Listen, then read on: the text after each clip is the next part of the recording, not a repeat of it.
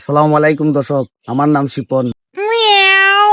আশা করি আপনারা কমেন্ট এবং লাইক শেয়ার করবাই, কিন্তু আমার কথা যদি ভালো হয় তাহলে আশা করি মন থেকে একটা লাইক দিবাই পুরো বাইরে। গরিব মানুষ কিতা করবো, যাও পারি অন্তর দিয়ে আপনারা একটু খুশি করার জন্য আজকের যে জিনিসটা করাম, আশা করি সবলে মন দিয়ে শুনবা। আর যদি ভালো লাগে একটা লাইক দিয়েন।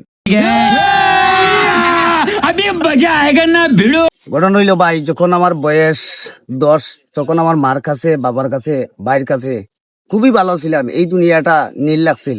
এই সময়কালে বোঝা গেছে না দুঃখ কি জিনিস।